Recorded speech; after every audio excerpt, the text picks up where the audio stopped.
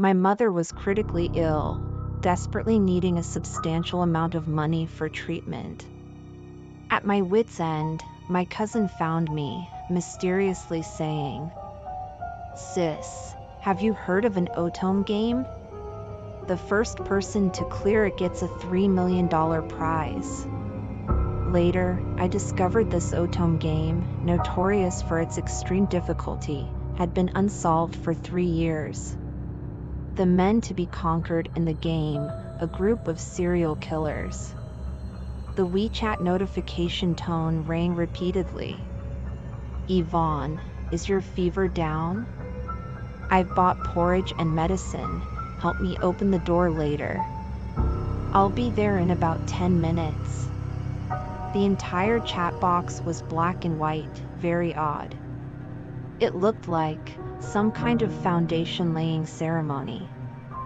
I was startled by my sudden thought. Then, on my phone screen, darling in the palm, players need to conquer 3 NPCs. Be aware, before conquering them, NPCs will always harbor murderous intentions towards the player. Players must strive to survive throughout the conquest." The font was creepy and twisted. Read and burn after reading. I realized only later, drenched in a cold sweat. When my cousin found me, she only mentioned it was a romance-focused Otome game. But now, this phone was telling me the NPCs I need to conquer would rather kill me. "Yvonne, I'm here. Come open the door." Why no reply after reading? Damn it. What kind of ghostly WeChat function is this? I got up, moved cautiously to the door, and peered through the peephole. Cedric stood at the door, holding porridge and medicine, eyes fixated on the chat box on his phone screen and mine. In his other hand, a slender, shining wire. The cold light flashed, just before his next message. I quickly muted my phone. "Sorry, my fever's really bad. Just leave the things at the door, I'll get them later when I feel better." Outside, he pondered for a moment. Opened a forum and typed a few words. "Feverish doll." Several photos suddenly popped up. Familiar. The girl in the leading photo was stunningly beautiful but looked painfully distressed. Full of morbidity.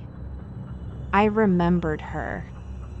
Before entering the game, I had seen this girl while searching online for tips to clear the game.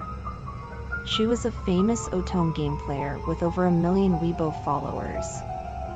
However, she suddenly stopped updating 3 years ago. Why would her photos appear in the game? Heh. Through the thin door, Cedric chuckled lightly. "A sick rabbit, I don't like." Only after he left did my heart slightly settle down. No wonder no one had cleared it in 3 years. You're thinking about falling in love and being adored, but these men are thinking about how to turn you into a doll. How can I play this? The $3 million are beyond my reach. I quickly returned to bed, trying the method my cousin told me to exit the game. But after several attempts, nothing happened. The WeChat interface on the phone was still black and white. Why did my cousin lie to me? Just then, the phone beeped again. "Mr. Grayson, are you sick?" "Mr. Grayson, I saw your leave request. Need help?" "Mr. Grayson, if you need me, just say the word, I'm here." I replied, "I'm much better now. Thanks for your concern." The typing indicator appeared and then vanished. I quickly calmed down. I must gather information quickly and find a way to clear the game. The only thing I had was this phone. I read through all the chat records. I found a man named Sebastian. His chat box was the only one not in black and white. Sebastian, 188 centimeters tall, with a sunny and handsome appearance, waved at me from afar. Just like a large, friendly golden retriever. The moment I saw him, I understood why his chat box wasn't black and white. The conquest was already complete. Sister, let's go. I'll take you to eat. I was somewhat uncomfortable with Sebastian's enthusiasm, but his 100% conquest progress was my only safe breakthrough. Sister, don't you like it? Sebastian looked downcast, his eyes drooping sadly. I ordered specially based on your preferences. He was visibly upset. Is it because you're eating with me that you can't eat? I was lost in thought and also tense from just coming in, not hungry at all. But looking into Sebastian's eyes, I softened. However, before I could speak to comfort him, a cold mechanical voice sounded. Affection level decreased by 10%. Conquest progress 90%. Seeing my shocked face, Sebastian repeated sadly, "Is it because you're eating with me that you can't eat?" I shook my head vigorously. No, it's not that. I'm just so moved. I didn't expect you to remember my preferences. After speaking, I began eating the mountain of meat in my bowl until I was almost nauseous. Finally, Sebastian smiled. At the same time, affection level increased by 10%. Conquest progress 100%. If the affection level can decrease, then isn't this game impossible to clear? I could tell Sebastian was love obsessed. Love obsessed and a bit twisted. If he discovers me conquering other men, I felt like I was already dead. Sebastian carefully wrapped a scarf around me, creating a somewhat ambiguous atmosphere. His warm fingers accidentally touched my cheek, causing me to stiffen. Thank you. Sebastian smiled. What are you thinking about, sister? You seem so distracted. I shook my head, looking into his eyes. Have you liked many girls? Pretending to be jealous, I added, "You're too skilled at this." He lightly grazed my nose. Sebastian said indulgently, "Don't worry, a worthy ex should be like they're dead. Trust me, I can handle it. You'll be the only one from now on." If it weren't for the sound of the affection level dropping by 5% in my ears, I might have believed him. It's almost 7, let me take you home. I let Sebastian take my hand, he said. It's getting dark. I asked, what happens when it gets dark? He paused, it's not safe. In the normal world, when a man takes a woman home, it's often to create a chance to be alone. Especially when he has intentions. Adults, alone at night, it's self-explanatory. But this is not the normal world. Sebastian took me to my doorstep. I hesitated. Should I invite him in for a while? If he suggests coming in, and I refuse, will my affection level drop even more? What's this? Sebastian looked down, noticing a bag at the door. It was the porridge and medicine Cedric brought in the afternoon. I had forgotten it. Fever, someone else brought it. I was in a rush to find you and forgot. Sebastian paused, then smiled. The recently lost 5% affection level instantly came back. Sister, don't go out tonight. And don't let any men into your house, he said meaningfully, pointing to the porridge on the ground. You did well. My heart pounded, as if something flashed in my mind. What do you mean? I asked eagerly. What happens if I go out at night or let a man in? Sebastian smiled and walked away. I grabbed his hand. Sebastian turned back. It's not safe. I broke into a cold sweat in an instant. This game's NPCs are too intelligent. Everything today, the fluctuating affection level, even though it ended up at 100%, Sebastian's smile seemed intentional. Are you playing with me? In this moment, my anger was uncontrollable. Sebastian raised an eyebrow. Don't be angry, sister. You're really interesting and smart. I look forward to spending time with you. We have many days ahead. I sat alone on the bed, constantly replaying the day's events in my mind. From Sebastian's words, he doesn't. He seemed like the NPC described in the game, meant to be conquered.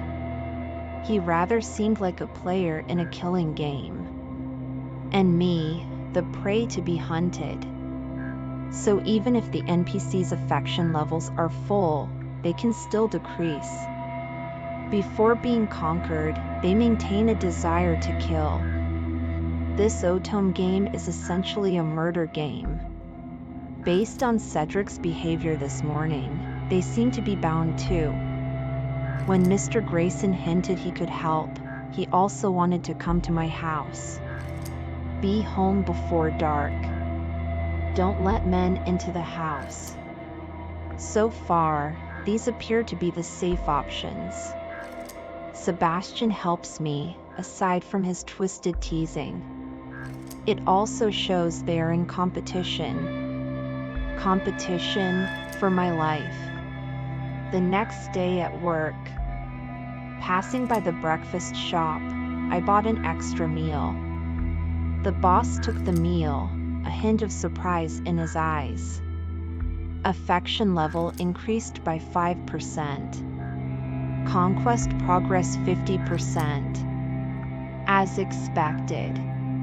In this ghostly world disguised as an Otome game, as long as I show kindness to these NPCs, their affection levels rise. So why wait? I start showering care everywhere, spouting cheesy lines.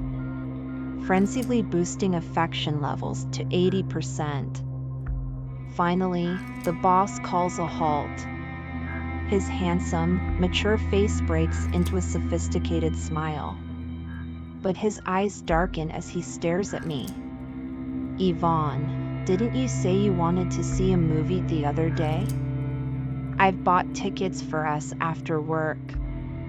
I shiver, nearly spilling the water on the documents in front of me. It's already 6 when we get off work. A movie lasts at least an hour and a half. If I agree, I definitely won't be home before dark. Just as I'm about to refuse, a mysterious text message arrives on my phone. Agree to it. In the cinema. Me, Mr. Grayson, Cedric, and Sebastian. We faced each other in confusion. This was the safest method I could think of. Cedric, with a peculiar expression, remarked, Yvonne, I left surgery to find you. Why did you bring strangers? Both Mr. Grayson and Sebastian looked at me, as if admitting the term outsider would spiral things out of control. Sweating, I introduced, Cedric, this is Mr. Grayson, and this is Sebastian. They're friends. My voice was soft and ambiguous, hinting I haven't had the chance to confess yet. With that, the inherent romantic nature of the Otome game's male characters was instantly activated. The 3 men all indulged in their own assumptions. The atmosphere improved significantly.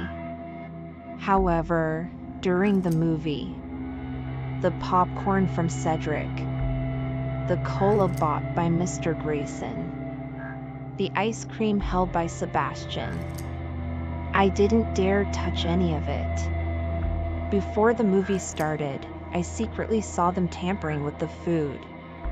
Under the faint moonlight, the dense night intensified my unease. Sandwiched between three men, I tried to reduce my presence, but the atmosphere grew increasingly tense. Cedric broke the silence first. Yvonne, are you hungry? Dinner now? This guy obviously had ulterior motives. I turned to Sebastian for help, as he was the one who told me to be home before dark. So far, he seemed to be my only ally. Sebastian glanced at Cedric with a hint of mockery. The popcorn you just bought, she didn't eat a bite, did she? How can she be hungry? Cedric retorted, your ice cream wasn't any better. A chill ran down my spine, speaking of the devil. Sure enough, the next second, their gazes locked onto me, both simultaneously asking, is it because the popcorn/ice cream was bought by me, that's why you didn't eat it? A shiver went up my spine as both their affection levels plummeted by 10 points. Caught in a difficult position, I lowered my head, pretending to wipe tears with the back of my hand. When I looked up again, my eyes were red, pitiable. In your eyes, am I someone who wastes others' feelings? I thought you understood me. I'm really upset. If that's the case, why do you even want to be friends with me? Saying this, I trembled slightly, hands covering my face, ready to run away. But a hand enveloped me, forcing me to stay. Mr. Grayson. I was at a loss for words. Affection level increased by 5%. Conquest progress 85%. Following the system notification, Mr. Grayson's handsome face turned slightly red, his gaze unnaturally shifting away. Yvonne, don't be sad for irrelevant people. Geez, that single sentence caused 2 affection level decreased by 5% notifications. I brought the 3 men back home.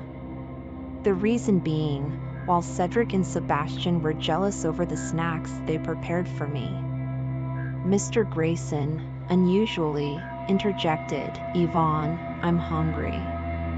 And he specifically asked for the noodles I cooked. Wanting to feel the taste of home. My heart was a mix of emotions as I scooped noodles into 3 bowls adorned with shrimp, seaweed, and green onions, topped with a drizzle of sesame oil. I picked up 2 bowls to take out. My hand touched the bowl, then retracted. The order of serving was a significant issue, a minefield warning. After a moment's thought, I called out, "It's ready, come and get it yourselves." The 3 men joyfully held their bowls of noodles, harmoniously united. I was quite relieved, each of us occupying a side of the table. Perhaps my expectation was too evident. Mr. Grayson was about to slurp a mouthful but then put down his chopsticks. Why aren't you eating? Of course, how could I eat something potentially drugged? My heart pounded like a drum, fearing they'd see through me. I feigned calm, I'm on a diet. He pushed the bowl towards me. Silly girl, you must have forgotten to cook for yourself, eat. I'm not hungry. Mr. Grayson smiled confidently. I don't care what you think, I decide. A foreboding feeling suddenly surged within me. Next, the other 2 bowls were pushed towards me as well. Cedric and Sebastian smiled. My face tightened. Is it because I cooked it? That's why you aren't eating? Is it because you think it's not tasty? That's why you aren't eating? I get it. It's because you look down on me. That's why. I feigned even more distress, turning their own weapons against them. Now it was their turn to be dumbfounded. I watched the 3 empty bowls with satisfaction, glancing at my phone screen. As their eyes became unfocused and their bodies slumped over the table, I fished out 3 keys and walked out of the house. A night visit to the handsome men's sanctuaries. The thought itself was thrilling. I decided to first visit Sebastian's house, seemingly the least dangerous. Sebastian's house was filled with a cold, minimalist vibe, classic gray, white, and black colors, seemingly no different from a normal person's. The only oddity was the row of dolls on the sofa. Colorful and neatly seated, they were exquisitely crafted. Most extravagant were the high-end makeup products on the small table next to the sofa, with 26 lipsticks alone. A sunny, athletic, handsome young man harboring a girlish heart secretly. I picked up the only lipstick without a cap, its stick twisted out halfway, seemingly left in a hurry by its owner. I applied it on my hand. The color perfectly matched the doll's lips on the sofa. Putting down the lipstick, I opened the wardrobe in Sebastian's bedroom, initially to confirm if he really was into cross-dressing. Inside the wardrobe were rows of people. No, not living people. I trembled, collapsing to the ground in fear, barely managing to stand up again. I forced myself to look at the row of girls dressed in Lolita gowns. Eyes wide open in horror. Eyes vacant, expressions numb. Brows slightly furrowed in fear and pleading. Eyes closed, lashes drooping in utter tranquility. They were lifelike, each with a unique expression, skin soft yet cold to the touch. Among them, I recognized one person, the Otome game player who had stopped updating 3 years ago. Despite my preparedness, I was still shaken. Beyond shock, I was enveloped in a massive wave of sorrow and anger, especially after seeing the painful expressions on her face. My feelings towards Sebastian turned into murderous intent. This was too strange. I closed the wardrobe, turned, and left the place. Thank you for taking the time to watch. If this video connected with you, I'd be grateful for your follow. Your likes and comments are not just numbers to me, they're a source of inspiration and encouragement. Your support truly means the world.